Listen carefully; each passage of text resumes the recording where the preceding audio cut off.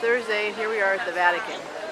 It's not actually part of Italy, kind of like Washington, D.C. is not part of any state.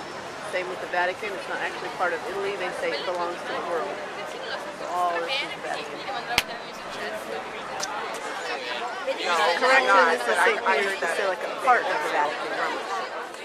Here is where the Pope comes out and speaks to everyone. Where all the people gather to hear the Pope speak. Thousands upon thousands of them. Here we are in St. Peter's Basilica. No hats. You have to cover your arms and legs and belly. Kind of like school. Just as a sign of respect. Okay, we're inside St. Peter's Basilica, and one of the little arms of this church, you know, these churches are shaped like a cross, a long way down and then two sides. But anyway, the Sistine Chapel is one of the sides. But we don't get to go in it. We thought we were going to, so this is as close as we're going to get. There are some sculptures done by Michelangelo, which I'll show you next. Even if we can't go into the Sistine Chapel, we can see the work of Michelangelo in the sculpture that he did when he was only about 20 years old, and he went to the quarry and chose the marble. It's the Virgin Mary and body of Christ.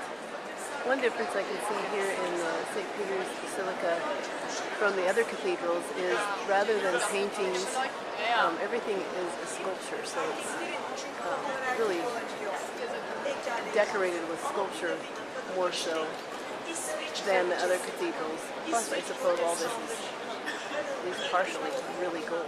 So here's the canopy or gazebo in la notte di Natale dell'800 Carlo Magno si inginocchiò qui e ricevette back in the Pantheon 2 days ago, l'incoronazione used to have da a Leone, bronze dal Papa Leone III. brass roof, but Have you ever brass heard about stolen to bring here and make this for the Pope, and some of the statues also were taken from the Pantheon to put here.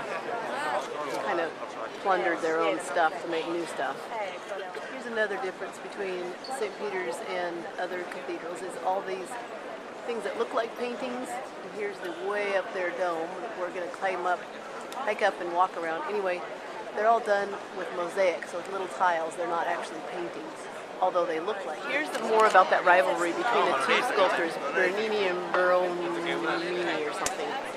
The main one built this whole thing, won the competition again, Bernini.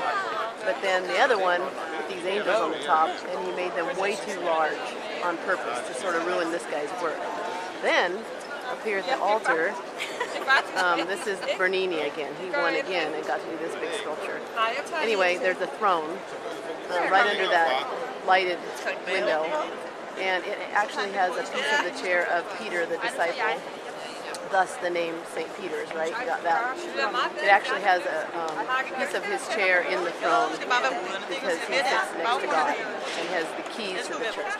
Now we've climbed up 551 stairs to get to the top of St. Peter's Basilica, and so this is what it looks like down the floor. And I have to try to get through the chain link fence here with my camera. But anyway, whoops, sorry, there's some chain link. You can see the mosaics a little better. I'm going to go up to the ceiling. It's still really far away. It's so much taller than it looks like when you're at the floor. Here we are climbing up to where we can see the outside of the dome. It's very narrow. Very many stairs. Turn. People are complaining. Here's a view from the top of St. Peter's Basilica, the top of the dome. There's the square where the Pope addresses everyone.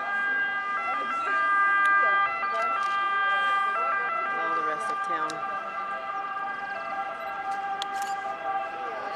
Here is the Vatican Museums, and that little cupola that's kind of with a white top, that's where the Sistine Chapel is that we don't get to see.